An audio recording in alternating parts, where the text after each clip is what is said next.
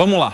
O antigo Twitter, o X, segue suspenso no Brasil por determinação do ministro Alexandre de Moraes, do STF. Após a ordem do Supremo Tribunal Federal, as operadoras de telefonia bloquearam o acesso à rede social. Especialistas avaliam que a decisão de Moraes ainda deve passar por avaliação dos demais ministros e ser levada ao plenário. Neste sábado, o Conselho Federal da Ordem dos Advogados do Brasil, com as seccionais muitos outros estados representados pela Ordem dos Advogados do Brasil, pediu ao STF reconsideração da decisão de multar usuários que estão burlando a regra através do uso de VPN.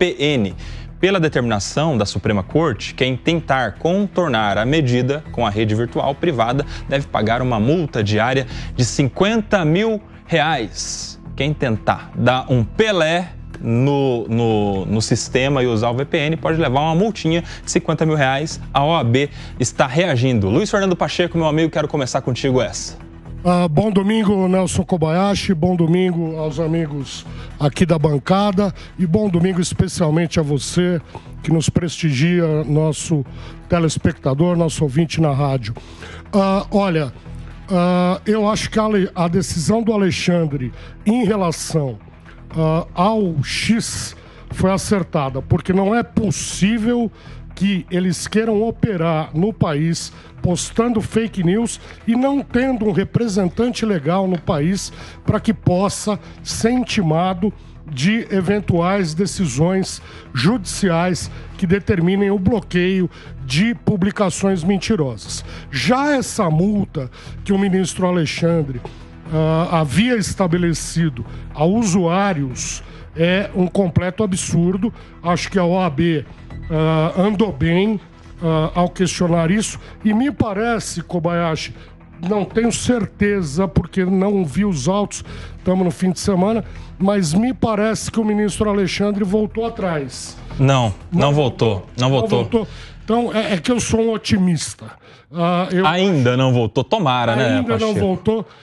Mas vai voltar atrás, porque isso é um absurdo, né? Apesar, é um absurdo, mas, de todo modo, em relação ao Elon Musk, ao X, eu acho que a decisão foi acertada. Você não pode operar comercialmente, porque isso é uma operação comercialmente num país sem ter nesse país uma representação. Elon Musk tinha um escritório aqui, inclusive, que abrigava 40 advogados. Foram todos demitidos, o escritório foi fechado, ou seja, uma tentativa descarada de burlar a justiça. Só para deixar claro, Pacheco, ontem saiu uma decisão do ministro Alexandre de Moraes, acolhendo em parte um pedido que lhe foi feito para suspender a determinação de intimação do Google do Brasil, da Apple e de algumas outras empresas ligadas a esse serviço de telefonia, para que evitassem ali a possibilidade dos usuários usarem o VPN. Aqui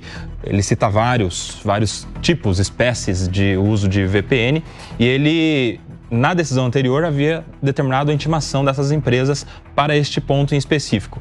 E em relação a esse ponto, que é o item 2 daquela decisão anterior, há uma suspensão, decisão de ontem do ministro Alexandre de Moraes, mas não se falou nada a respeito do item 3 da decisão anterior, que era justamente o item que determinava a aplicação de multa de R$50 mil aos usuários, e não ao Twitter, aos usuários que eventualmente se utilizassem da plataforma via VPN. Essa que é a grande discussão, Emerson Tawil, porque qual é a natureza jurídica desta obrigação de se pagar R$50 mil? Isso é uma pena? Só um pequeno adendo, Nelson. Eu vejo que o ministro Alexandre de Moraes é alguém que, apesar de fazerem muitas críticas a ele é alguém que ele está disposto assim, a refletir e a mudar de posições quando necessário. Tomara, né? Então isso aconteceu e tomara que aconteça em relação a essa multa aos usuários, que realmente não se justifica. Vamos falar da decisão, que é justamente o item 3, essa que está dando polêmica, o Emerson Tawil. A questão de aplicar multa de R$50 mil a terceiros, a pessoas que não estão participando desse processo, a pessoas que não descumpriram ordem nenhuma do judiciário. E qual seria a natureza jurídica dessa obrigação de se pagar R$50 mil? Isso é uma pena? Porque se for pena, tem que ter uma prévia combinação legal, já diz o nosso Código Penal, né? Aliás, se for pena, tem que ter um ilícito disposto na lei e nós não temos. Isso é uma indenização? Se for indenização, também tem que ter o devido processo legal, tem que ter contraditório, tem que ter ampla defesa, né? Tem que ter um processo em que as pessoas devem participar. E essa multa de 50 mil reais fica num limbo, né? É simplesmente multa. E aí? A OAB está pedindo a reconsideração em relação a isso. Acertadamente, a OAB entra no circuito para tentar fazer esse estancamento dessa sangria. Primeiramente, boa tarde, Koba, novamente, aos amigos aqui da nossa roda e a nossa audiência.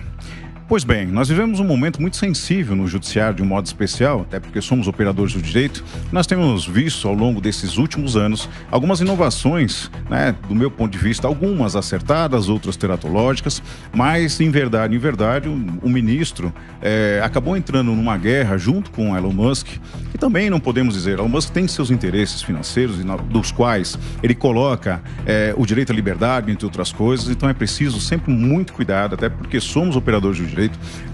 Não nos baseamos pura e tão somente em palavras, mas sim em fatos e principalmente em atos processuais. O que acontece? Você fazer uma punição extensiva aos usuários, sem dúvida alguma, é algo de extrema relevância aos olhos daqueles que operam, principalmente no direito, porque isso eu entendo que sim, é uma antecipação de pena. E se é pena, como você já bem narrou aqui, ô Koba, é preciso todo cuidado processual, né? Ampla defesa, contraditório, um processo, entre outras coisas mais. Em verdade, o que acontece? O país tem deflagrado notícias como essas, e como disse aqui o próprio Pacheco, ele fala assim, mas por causa de deflagrando fake news. E aí eu pergunto, qual é a régua de medida para se declarar se é verdadeiramente uma notícia declarada fake news ou não? Esse é o grande problema. É aquele que julga que vai decidir se aquela palavra, aquela frase, se aquele texto é uma fake news ou não. Então, o judiciário tem tomado uma postura, né, muito à vanguarda, inclusive, de intercedendo sobre as casas legislativas, de um modo especial, fazendo até legislação. O inquérito das fake news foi deflagrado em 2019 pelo Dias Toffoli, então presidente, quando então o procurador da República, salvo melhor juízo, Diego Castor de Matos, fez algumas acusações ao judiciário e aí foi instaurado sem a provocação de órgãos competentes para que pudessem instaurar um inquérito. Inclusive basearam, salvo também, dentro do regimento interno no artigo 43, que também, do meu ponto de vista, não estaria enquadrado. É um momento muito sensível do judiciário que a gente vive, Koba e todos os colegas, sim, que precisamos ter um cuidado. A OAB entrou no circuito acertadamente, entendo que não cabe essa antecipação de penas, principalmente para os usuários, e devemos olhar com os olhos muito atentos para essas decisões, para que a gente não incorra aí numa decisão afrontosa, principalmente aos direitos e também aos usuários que podem fazer o uso de aplicativos, desde que estejam dentro da lei. Até porque a multa em decisões liminares, meu querido João Belucci, você que também é advogado, ela serve para coagir aquele que está sendo alvo de uma decisão liminar a cumprir determinada medida judicial, ordem judicial ou não, né? E como é que nesse caso você vai aplicar multa a terceiros para que o X, o antigo Twitter, cumpra uma determinação, seja coagido a cumprir a lei, as normas do judiciário brasileiro, né? Não faz muito sentido você penalizar alguém que não tem nada a ver com essa treta. A briga é da plataforma com o judiciário, não é do terceiro, do usuário, não é verdade? Pois é, boa tarde, Kobayashi, todos os amigos e colegas aqui, mas você vê que o que ocorre, na verdade, é uma implosão da institucionalidade por dentro, né? Você implodiu a institucionalidade, agora não tem volta. Você tem uma série de inquéritos abertos por tribunal, que é altamente questionável. O tribunal abre inquérito, no qual o tribunal é parte, é acusador, é vítima, é tudo num próprio inquérito. Então essa decisão é mais um dos absurdos que vem acontecendo ao longo dos últimos anos, e a gente observa que você punir o usuário, né? O usuário não é parte, ele não é parte, ele vai ser punido. Eu acho apreciável que a OAB tenha se manifestado, acho que tardiamente, acho que deveria ter se manifestado em muitos outros pontos dessa situação que vem ocorrendo com relação a esses inquéritos intermináveis. Esse puxa daqui, puxa dali de Congresso, Supremo. O Elon Musk, é evidente que ele está defendendo seus interesses, agora é evidente que ele está defendendo a liberdade também. O que ele alega foram apresentadas decisões sem respaldo na lei, e o que ele denuncia que é gravíssimo, que as outras Big Techs foram e entregaram todos os dados assim, sem o devido respaldo, sem o devido processo legal. Então as denúncias é grave. Eu vejo como muito equivocado atacar o mensageiro, que é o Elon Musk, e não os fatos que ele está denunciando. Ele está denunciando fatos gravíssimos. Eu não sei o que vai acontecer. Eu lamento também a atuação da oposição, né?